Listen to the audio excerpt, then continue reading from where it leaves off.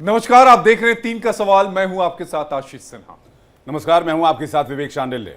नमस्कार, मैं हूं आपके साथ शिवम दत्त मेहता। चलिए 3 का सवाल की शुरुआत करते हैं। आपको बताते हैं आज का मुद्दा क्या है। आज देश की सर्वोच्च अदालत ने वक्फ कानून पर बड़ा फैसला सुनाया है। एक ऐसा कानून जिस पर लंबे समय से बहस चल रही थी, विवाद था, और अब सुप्रीम कोर्ट ने कहा है पूरा कानून खारिज नहीं होगा, लेकिन कुछ धाराओं पर रोक जरूरी है, यानी राहत भी और चुनौती भी।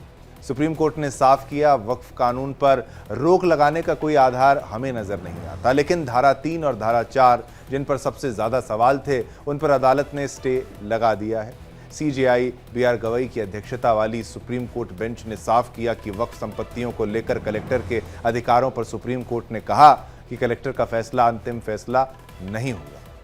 इसके साथ ही वक्फ संशोधन अधिनियम 2025 की उस प्रावधान पर रोक लगा दी गई है जिसमें वक्फ बनाने के लिए किसी व्यक्ति का 5 सालों तक इस्लाम का अनुयायी होना आवश्यक बताया गया था। सीजेआई गवई ने साफ किया कि इस पर पूरे कानून पर रोक लगाने का कोई अधिकार नहीं है, मतलब अब इस पर अदालत ने अंतरिम रोक जरूर लगा दी।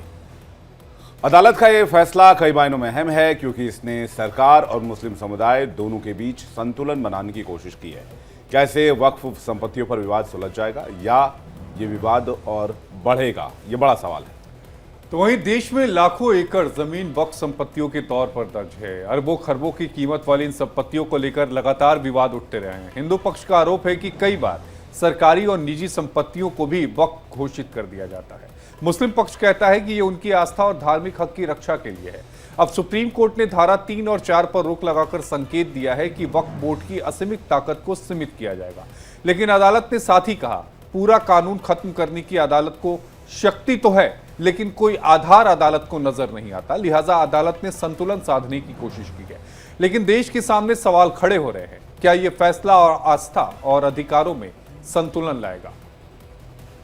संशोधन बिल पर जिस प्रकार से सुप्रीम कोर्ट ने रोक लगाई है, सुप्रीम कोर्ट को साधुवाद, आभार, धन्यवाद। लेकिन जिस प्रकार से इस बिल का कुछ कुंठित मानसिकता वाले लोग ही विरोध कर रहे हैं, बाकी पारदर्शिता इतना सुंदर इस बिल में लाया गया है जिसमें दबे कुचले शोषित वंचित मुसलमानों को भी लाभ मिलेगा, और जिस प्रकार से एक भारत के जो संविधान है उस संविधान के अनुरूप कार्य हो पाएगा। नहीं तो डीएम अब वक्फ की प्रॉपर्टीज में इंटरफेयर नहीं करेगा, ये सबसे बड़ा पॉइंट था, क्योंकि डीएम साहब तो वही करते हैं जो सरकार चाहती है। हम इस फैसले का, जहाँ तक डीएम साहब की बात है, स्वागत करते हैं। और बाकी चीज़ें के वक्फ के अंदर नॉन मुस्लिम को उन्होंने अलाउ कर दिया है। ना तो ये इस्लामिक कानून नॉन मुस्लिम जानते हैं और ना ही मुसलमान हिंदू पर्सनल लॉज को जानते हैं। कल को मुसलमान भी ये कहेंगे कि साहब हमें भी मंदिरों के ट्रस्ट में रखा जाए, तो क्या सुप्रीम कोर्ट इस बात को अलाउ करेगा? क्या अलाउ करना चाहिए? तो हमारा ये मानना है कि इसमें मुस्लिम ही होने चाहिए थे। सुप्रीम कोर्ट ने वक्फ संशोधन बिल 2025 पर अपना फैसला सुना दिया है। मैं सुप्रीम कोर्ट के फैसले का इस्तकबाल करता हूं और हमें उम्मीद भी यही थी कि सुप्रीम कोर्ट गरीब, कमजोर, लाचार मुसलमानों का ख्याल रखते हुए अच्छा और बेहतरीन फैसला देगी। और चूंकि वक्फ की जमीनों पर जो अमीर लोगों का कब्जा है, नाजायज कब्जे कर रखे हैं, वक्फ बोर्ड ने घोटाले कर रखे हैं, तो इसका हिसाब किताब भी होना जरूरी है।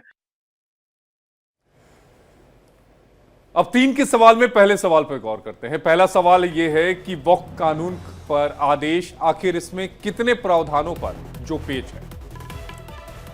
सवाल नंबर 2, कलेक्टर के अंतिम फैसले पर रोक, किसकी जीत किसकी हार? बिल्कुल। और सवाल नंबर 3, वक्फ बाय यूजर का क्या होगा? अब इसी पर विस्तार से चर्चा करने के लिए, अपनी अपनी राय रखने के लिए हमारे साथ एक एक्सपर्ट्स का शानदार पैनल कुछ ही पलों में आपके टेलीविजन स्क्रीन पर होगा। लेकिन चलिए, स्वागत करना चाहेंगे हमारे साथ जो तमाम मेहमान आपके टेलीविजन स्क्रीन पर इस वक्त आप देख पा रहे हैं, क्योंकि ये फैसला बहुत बड़ा और काफ़ी लंबे समय से जिस कदर लोगों को इंतज़ार था, अब उसी के ऊपर चर्चा करने के लिए हमारे साथ इस वक्त जो मेहमान है, स्वागत करना चाहूँगा मुफ्ती शमून कासमी जी का। नेता बीजेपी, आपका धन्यवाद, आपने अपना कीमती वक्त निकाला, आप यहाँ पर आए। राशिद शरीफ, अध्यक्ष SIMPLB, आपका धन्यवाद, आप यहाँ पर आए। शिवरानंद हुलियालकर जी भी जुड़ेंगे कुछ समय में, लेकिन संदीप मिश्रा भी जी हमारे साथ हैं, वकील हैं, अधिवक्ता हैं, काफ़ी जानकारी रखते हैं क्या कुछ इसको लेकर कहा जाना चाहिए। लेकिन चलिए, राशिद शरीफ जी, आपसे शुरुआत करते हैं, किस कदर लेते हैं इस फैसले को? सर ये जानना है कि हमको अगर हमारे पार्लियामेंट में ये वक्त बिल पास हो गया है, सो अगर मुसलमान है इस पर राजी नहीं थे, खुश नहीं थे, मालूम है ये मोदी जी की नीयत साफ नहीं है। इस वजह से हम 100 के ऊपर पिटीशन से सुप्रीम कोर्ट में गए कि भाई ये कानून जो है मुसलमान के खिलाफ है। All India Muslim personal law board पूरे जमाते मिलके गए हैं। यहाँ पे ये देखना है सर, जिस काम के लिए हम गए, जो चीज है सो हम जो मुस्लिम इसमें है तो आप इन्वॉल्व कर रहे हैं, DM को इन्वॉल्व कर रहे हैं, इसमें जितने भी जो जिस तकलीफ हमको थी कि वक्त प्रॉपर्टी ये मुसलमानों की है, अल्लाह की जमीन है सर, इससे मुसलमान जुड़े हुए हैं, तो वो चीज के लिए हम है सो सुप्रीम कोर्ट का दरवाजा खटखटा। अगर सुप्रीम कोर्ट ही है तो फिर ये 3 लोगों को, नॉन मुस्लिम को अगर अलाउ करता है, DM को अलाउ करता है, तो इससे क्या राहत मिली सर? नहीं, वो 5 साल वाला जो राशिद शरीफ जी, एक सवाल पूछ रहा हूँ छोटा सा। आपने कहा वक्फ की जमीन अल्लाह की जमीन है, कौन सी जमीन अल्लाह की जमीन नहीं है, ये बता दीजिए। नॉन वक्फ जमीन अल्लाह की जमीन नहीं है, लड़ाई किस बात की है सर?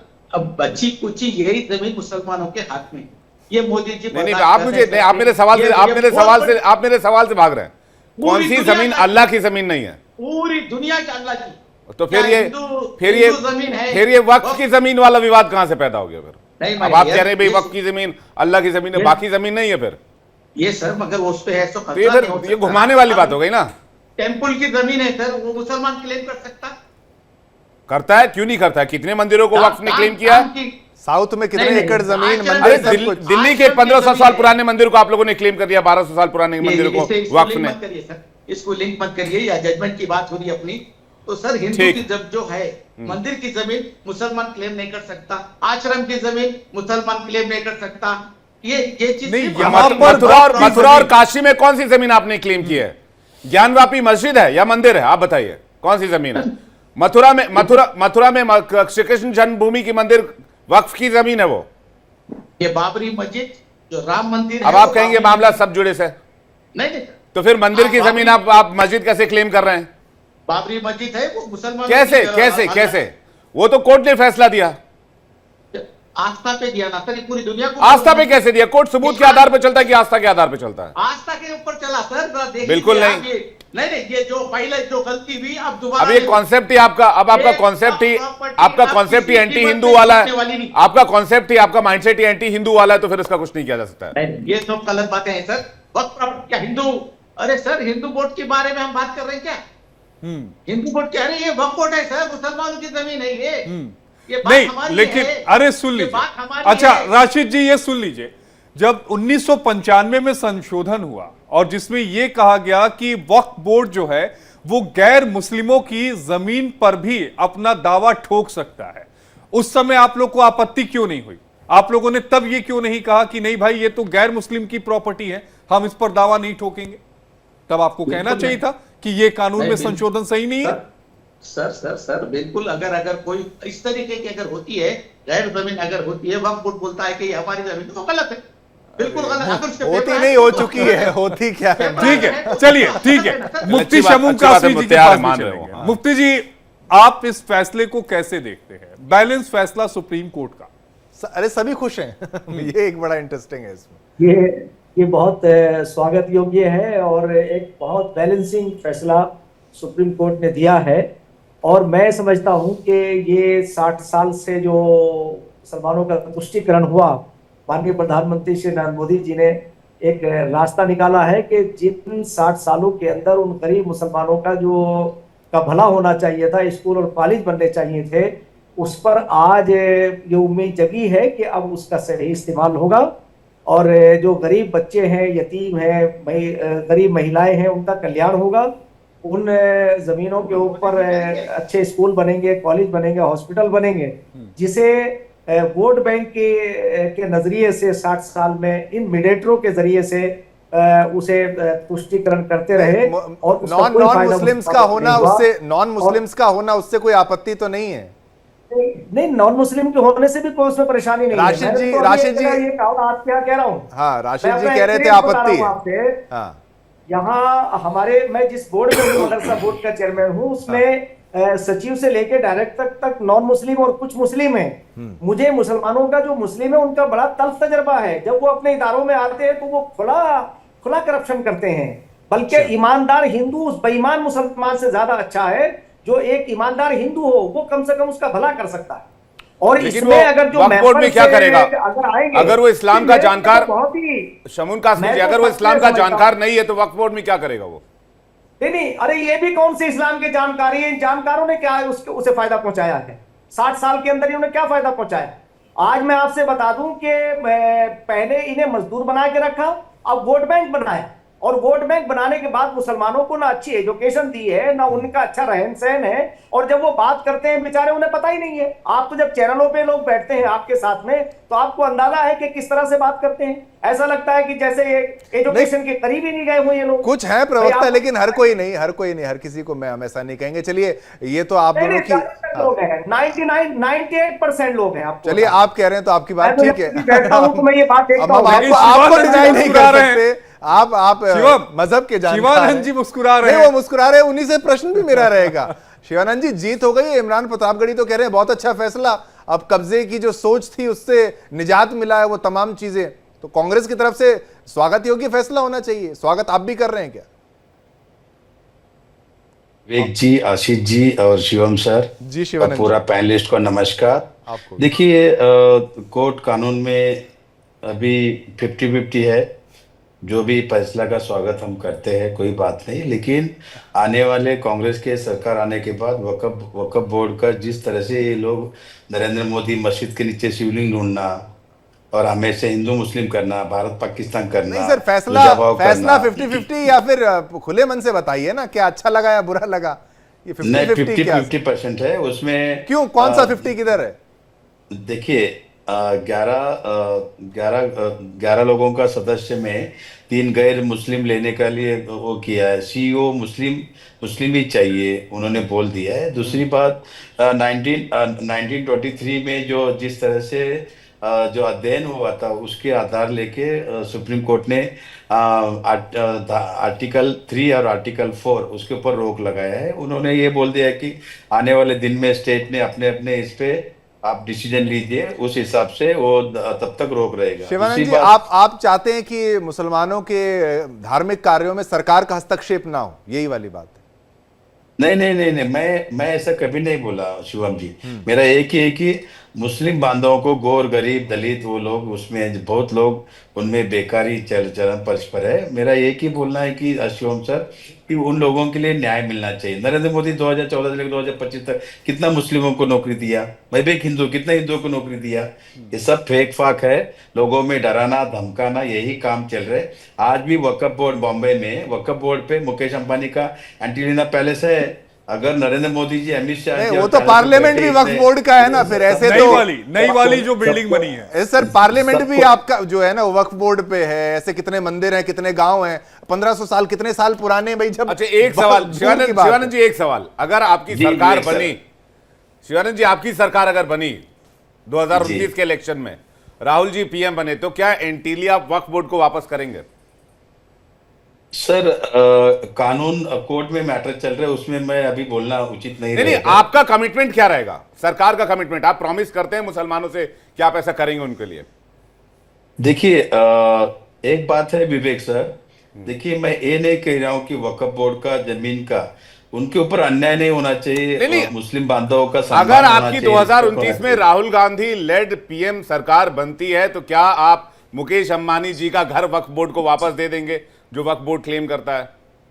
विवेक सर, आज के डेट में मुकेश अंबानी का मैटर सुप्रीम कोर्ट में है सर, उस बारे में बात वो करना छोड़ उचित नहीं दीजिए, रहेगा। सब जुडिस है। कोर्ट आप ऑफ कंटेम्प्ट लगेगा सर। आपका कमिटमेंट क्या रहेगा, देंगे नहीं देंगे मुसलमानों को वापस? देना चाहिए। देखिए देना चाहिए ना। कोर्ट के देखिए कोर्ट संविधान है, डॉक्टर बाबा साहब अम्बेडकर संविधान से जो भी फैसला होगा उसका स्वागत करूंगा मैं। ठीक, तो आज के फैसले का भी स्वागत कर रहे हैं आप? मैं आज के फैसले का सर न्याय प्रविष्ट है, उसमें ज्यादा हम इंटरफेयर नहीं कर सकते, जी, लेकिन संदीप मिश्रा जी मुस्कुरा रहे हैं आपके जवाब पर काफी। 50-50 है। मुझे लगता है संदीप मिश्रा जी 50-50 कुछ सोच रहे हैं। नहीं, मुझे मिश्रा ये कि ये आपने बोला एंटीलिया देंगे नहीं, मुझे पार्लियामेंट ना दे दें, ये बड़ा यहाँ पर रहेगा। चलिए संदीप जी, आपकी राय। शिवम सर, हाँ, नहीं, वो क्लेम किया है बदरुद्दीन अजमल की तरफ से कहा गया। नरेंद्र मोदी जी, निर्मला सीतारामन, मुस्लिम बांधवों के लिए 3,000 करोड़ का बजट था, इन्होंने तो 1,000 करोड़ दे दिया। क्यों ऐसा अन्याय करने की क्या जरूरत है? और इतना ही है, बंजारा हिल गौतम अदानी को देने का तय किया नरेंद्र मोदी जी, अमित शाह जी। नहीं, ठीक, दो गुजराती बेच रहे, 2 गुजराती ले रहे। ठीक है, यही चल रहा है सर। गुजरातियों से क्या परेशानी है? गुजरातियों गुजरातियों व्यापारियों से क्या परेशानी? कमेंट ले लेते हैं। हिंदुस्तानी क्यों नहीं बोलते? जाने के बाद हम एक क्यों नहीं? नरेंद्र मोदी बीजेपी 40 पार्टी लेके चल रहे। चलिए ठीक है, नहीं, कोई नहीं, मैं पार्लियामेंट नहीं देना, बस ये ठीक है। संदीप मिश्रा जी, निंदा करिए, 50-50 में निंदा होगा। शिवानंद जी जवाब ले लेते हैं। 50-50 प्लीज। क्रिकेट हुआ बहुत शिवानंद संदीप जी। संदीप मिश्रा जी सीनियर वकील है हमारे साथ जुड़े हुए हैं। उनको भी थोड़ा बोलने दीजिए। पैसे के सामने झोली लेके बैठे हैं। चलिए ठीक है शिवानंद जी, जरूरत था आप 26 माता भगिनी। चलिए ना साहब, अब आप जवाब भी आने दीजिए ना। 50-50 बाकियों को टॉपिक डाइवर्ट हो जाएगा। हाँ, हस्बैंड को मारा, बेटी के सामने बाप को मारा। ठीक शिवानंद जी, प्लीज। मानने के लिए तैयार नहीं है। अरे शिवानंद भाई ठीक है, हो गया। बैठक में नहीं आ पाए। चलिए शिवानंद जी, अरे शिवानंद जी एक सेकंड भैया। संदीप, 2008 में मुंबई अटैक के बाद 2009 में टीम इंडिया चैंपियंस ट्रॉफी क्यों खेल रही थी पाकिस्तान के साथ? किसकी सरकार थी? देखिए सुनिए, हमने अटैक होने के बाद बॉम्बे बम ब्लास्ट अटैक होने के बाद 10 लोग आए थे। नहीं 2009 में टीम इंडिया चैंपियंस ट्रॉफी क्यों खेली और 2009 में किसकी सरकार थी? नहीं, 2009 में कांग्रेस यूपीए तो क्यों खेली फिर टीम इंडिया चैंपियंस ट्रॉफी? नहीं, उस टाइम सिचुएशन। तो फिर आप अभी राजनीति कर रहे हैं फिर आप क्रिकेट के नाम पे? नरेंद्र मोदी। तो 2008 में कितने लोग मरे थे उस अटैक में? शिवानंद भाई 2008 के अटैक में कितने लोग मरे थे और पहलगाम में कितने लोग मरे? 26 और 2008 के अटैक में किटने लोग मरे थे? 2008 में कितने लोग मरे थे? सिंदूर के नाम पे 2008 में कितने लोग मरे थे टेरर अटैक में, मुंबई टेरर अटैक में 26/11 में?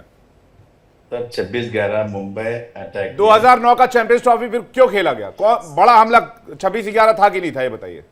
जी बड़ा हमला था। मत कीजिए ना पॉलिटिक्स, मेरे मामा जी स्पोर्ट्स के नाम पे पॉलिटिक्स मत कीजिए ना। फिर मैं वही कह रहा हूँ, क्यों ऐसे टॉपिक को लेना है? 2001 के बाद से पार्लियामेंट अटैक हुआ 2001 में, उसके बाद भी गई थी टीम खेलने के लिए। मत कीजिए क्रिकेट पर पॉलिटिक्स में। संदीप मिश्रा जी से सवाल ले लेता हूँ। क्या बोल रहे मध्य प्रदेश की मिनिस्टर? मैं आपको क्या कह रहा हूँ, 2009 में चैंपियंस ट्रॉफी क्यों खेलने गई टीम इंडिया? अगर आपको इतना ही फर्क पड़ रहा था टेरर अटैक का, इतना ही आपको अफसोस है तो संदीप मिश्रा जी देखिए, टॉपिक डाइवर्ट हो जाएगा। आज वक्फ बोर्ड पे बात करें, वक्फ बोर्ड पे ही कर लेते हैं। दूसरे टॉपिक पर चले जाएंगे तो फिर डाइवर्ट हो जाएगा डिबेट। संदीप मिश्रा जी कुछ कहना चाहते? संदीप मिश्रा जी। कांग्रेस सरकार आने के शिवानंद मित्र, जब तक समझेंगे कोई चीज तब तक चुग जाएगी खेत को। ठीक है, 2029 अभी ये सोच रहे हैं 2029 की तैयारी हम करेंगे, 2029 जीतेंगे। 2025 से ही मोदी जी पढ़ रहे हैं किताब अपनी, जो है 5 साल से वो पढ़ाई करते हैं और तब जाके एग्जाम में बैठते हैं। आप लोग चीजों को समझेंगे तब तक CA/NRC हो जाएगा और CA/NRC का नाम भी नहीं आएगा। SIR हुआ ना, SIR में क्या देखा गया कि भाई जो नागरिक है उसी को वोटिंग का राइट मिलेगा। कांग्रेस समझ नहीं पा रही ये चीजों को। इस फैसले पे भी जो लोग खुश हो रहे हैं और दोनों लोग, उनको मैं बताना चाहता हूँ, शिवानंद भाई आपको खास करके, यहां पर कहा जा रहा है कि चलो भाई अब 5 साल वाली कंडीशन हट गई।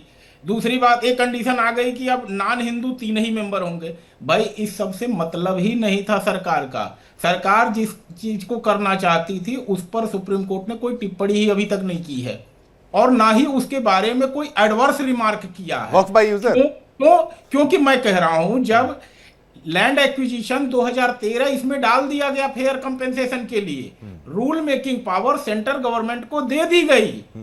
यह सब चीजें ऐसी हैं कि हमारा जो 1995 का प्रिंसिपल एक्ट है उसको ये अमेंड करता है। 2025 का एक्ट अपने आप में कोई एक्ट नहीं है, उसमें कुछ चीजें ये जोड़ता है, कुछ चीजें घटाता है, ओमिट करता है। और जोड़ने और घटाने के बाद जब हम देखेंगे तो जो सेकुलर एक्टिविटीज को सरकार मैनेज करना चाहती थी उसको सुप्रीम कोर्ट ने कहीं से रोक टोक नहीं लगाई है, बल्कि वो सारी बातें जैसे कि लिमिटेशन पीरियड की बात थी, रजिस्ट्रेशन की बात थी, सारी बातों पे कहीं न कहीं सुप्रीम कोर्ट की मुहर लगी है। और मेन मकसद सरकार का यही था कि किसी तरह से जो बिना खाता बही के जमीनों पर दावा ठोक दिया जा रहा है वक्फ बोर्ड के द्वारा और फिर लोगों को दर दर भटकना पड़ रहा है, उससे मुक्ति मिले। सरकार का कभी आशा नहीं था कि 5 साल वाला हो या 3 साल वाला हो, सरकार का कभी ऐसा नहीं था कि 3 मेंबर आ जाए या 4 डीएम का इंटरवेंशन तो रोक दिया ना फिर। नरेंद्र मोदी, अमित शाह जी डीएम के 2014 से लेकर 2025 तक मुस्लिम बांधवों की जमीन पे बुरी नजर रखा है। अरे क्या बात करें, आप भी ड्रैकोनियन बंजर पावर्स हिल, किसने बंजर दी? हिल नहीं। और गौतम अदानी को देने का तय किया, तभी वक्फ बोर्ड का आप लोग जिंदा कर रहे हो। ठीक है ना, ठीक है एक सवाल भी ऐसा देखिए, जवाब नहीं दिया। दयालकर जी, हमेशा मुस्लिम बांधवों को अन्याय हो रहा है। चलिए नहीं, ये अदानी अंबानी की डिबेट थोड़ी ना है, अदानी अंबानी की डिबेट थोड़ी ना है। दूसरी बात नहीं है। दयालकर जी, अरे हुल्यालकर जी जो याद करके आए हैं वही बोलेंगे बात? क्या? अदानी अंबानी और टॉपिक संविधान दूसरा तीन है। चीज़। हाँ ठीक है। शादी में तो सब लोग तैयार होके पहुंचे थे, गिफ्ट सबको चाहिए, फंड सबको चाहिए, नहीं, और बिजनेस सामने कुछ और कहना है। बिजनेस कब से है अरे उनका? उसी घर से फंड आएगा आपकी देखिए, पार्टी को। अगर आप अंबानी की बात करें, उनका बिजनेस कोई ऐसा नहीं कि बीजेपी रेजिम में ही अंबानी का बिजनेस स्टार्ट हुआ था, उससे अब पहले भी कांग्रेस ने बिजनेस तो कर खड़ा रहे थे, किया है, कांग्रेस में अंबानी को फला बनाने फूला। वाले कौन लोग अदानी हैं? ने केवल ऐसा नहीं कि भाई केवल बीजेपी स्टेट्स में इन्वेस्ट किया, तब लेकिन- तो अच्छा, लेकिन- लेकिन ज्यादा लेकिन विरोध है तो शिवम पीछे हट जाते हैं। हाँ। शिवम सर देखिए, कल विवेक सर, आशीष सर भी बिजनेसमैन बनना चाहिए, क्यों ना बने? मैं भी बनना चाहता अभी हूं। एंकर बन रहे हैं, अभी हम अंबानी लोग अंबानी को देखते अभी हैं तो आप दोनों उनके को। सवालों ये का दो जवाब गुजराती नहीं दे पा रहे हैं। अरे साहब, ऐसे ये कहाँ लेके जा रहे हैं? ये तो एप्पल्स ऑरेंजेस कंपैरिजन नहीं होता। ठीक है, सबका काम ठीक है, अपनी अपनी जगह पे नहीं ठीक है, आप सारा नहीं राशिद संदीप शरीफ मिश्रा जी पूरा नहीं कर पाए, पूरा करना चाहते। कर लीजिए, उसके बाद संदीप मिश्रा जी राशिद। कुछ कहना चाह रहे? संदीप मिश्रा जी, देखिए, मैं कह रहा हूं यहां पर जो चीज सेकुलर एक्टिविटीज थी, साफ साफ मैं विषयांतर नहीं करता हूं, मेरी एक आदत होती है, मेरा जो टॉपिक होता है मैं घूम फिर के चाहता हूं सब लोग उसी पे रहें। ये ना हो कि काऊ का निबंध आप याद करके आए हैं और पेपर आ गया ट्रेन का, तो आपने ट्रेन लिखना शुरू किया और फिर खिड़की से देखी काऊ और काऊ पे शुरू हो गए, A copy, B copy, C copy, Congress के प्रवक्ता लिखना शुरू कर दिए। यह चीज नहीं होनी चाहिए। अगर वक्फ बोर्ड पे क्या हो रहा है, काऊ पर वक्फ बोर्ड पे बात करनी। ट्रेन पर आ गया तो क्या ऐसा लिख देंगे? ट्रेन के 4 पैर होते हैं, ट्रेन की एक ट्रेन पूंछ की होती है। ट्रेन की खिड़की से हमने एक काऊ देखा, काऊ के 4 पैर थे और काऊ पे शुरू हो गए, फिर रेलवे स्टेशन पहुंच गए और वहां से काऊ देख लिया और काऊ पे लिखना शुरू कर दिया। तो कांग्रेस के प्रवक्ता तो यही करते हैं। आप यहां पर बात हो रही वक्फ को, आप चले गए मुंबई, आप चले गए अंबानी। अरे भाई, मुंबई अंबानी पे जब बात होगी तब उस पर जवाब सवाल कर लीजिएगा। अभी साफ साफ समझाइए कि जो वक्फ अमेंडमेंट एक्ट 2025 है, इससे जो प्रिंसिपल एक्ट 1995 में संशोधन किया गया है, उसका क्या मुस्लिम भाइयों को प्रभाव पड़ेगा? सुप्रीम कोर्ट के फैसले से क्या प्रभाव पड़ रहा है? इन सभी पर बात होनी चाहिए। जिस बात को मीडिया में हेडलाइन बन गई उसकी बात छोड़ दीजिए। असल बात यह है कि जो मैनेजमेंट सरकार करना चाहती थी उस पर सुप्रीम कोर्ट की कहीं से भी कोई एडवर्स रिमार्क या विपरीत टिप्पणी नहीं है। अर्थात अब आपको रजिस्ट्रेशन कराना पड़ेगा, अब आपको अकाउंट मेंटेन करना यानी पड़ेगा। वक्फ बाय यूजर वाला जो मुद्दा है और उसमें और रजिस्ट्रेशन जो है वो कोर्ट की तरफ से आ गया कि भाई रजिस्ट्रेशन तो अनिवार्य है ही है, और नहीं, पूरी पारदर्शिता हो जाएगी। आए व्यय कहां से लिया, कहां दिया, ये सब कुछ पारदर्शिता हो जाएगी। और मुतवल्ली नहीं, लेकिन डीएम हाई कोर्ट की तरफ से बिल्कुल ये बात यहाँ पर। लेकिन चलिए यहाँ पर राशिद शरीफ काफी देर से इंतजार कर रहे हैं। राशिद शरीफ, तो ये तो ठीक बात है कि भाई थोड़ी ट्रांसपेरेंसी आ जाएगी। अभी तक वक्फ में सबसे ज्यादा इशू ट्रांसपेरेंसी को लेकर ही रहा है। हाँ। कि भाई करोड़ों अरबों खरबों की जमीन कहां से, पैसा कहां इन्वेस्ट हुआ, कहां आया, कहां गया, कोई जानकारी नहीं, और करप्शन अव्वल दर्जे का। बिल्कुल सर, बिल्कुल। अब मैं तो एक ही चीज बताना चाहूंगा, यहाँ पे जो मोदी जी है, मुसलमानों का भला करने वक्फ प्रॉपर्टी गरीबों को करने की कोशिश। एक मिनट सर, एक मिनट। वक्फ प्रॉपर्टियों, यही वक्फ प्रॉपर्टी से गरीबों का भला होगा, यही वक्फ प्रॉपर्टी से एक हॉस्पिटल बनेंगे, यूनिवर्सिटी बनेंगे, स्कूल बनेंगे। इससे हटके तो कुछ सोच नहीं सकते सर आप।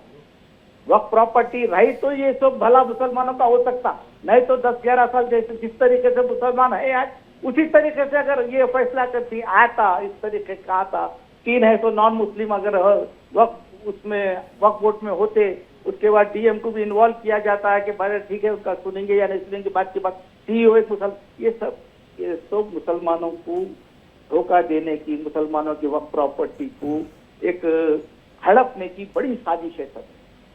ये मेरी सोच है, ये बड़ी साजिश, क्योंकि सबका साथ सबका विकास सबका विश्वास में मुसलमान तो कहीं है ही नहीं। क्यों नहीं है? क्या जब इतनी गवर्नमेंट की योजनाएं आती है, राशन नहीं, वो बढ़ता सिर्फ है, खाली जो खैरात आवास की योजना बात करेंगे सर, आता है, खैरात की बात करेंगे, कोई प्रोग्राम नहीं है ये खैरात की बात। नहीं खैरात क्या खैरात, इतनी जमीन का क्या किया साहब? इतनी जमीन का आप अपने प्लॉट को हमेशा खाली छोड़ देंगे, सोचेंगे उससे कुछ हो जाएगा, ऐसा नहीं होता।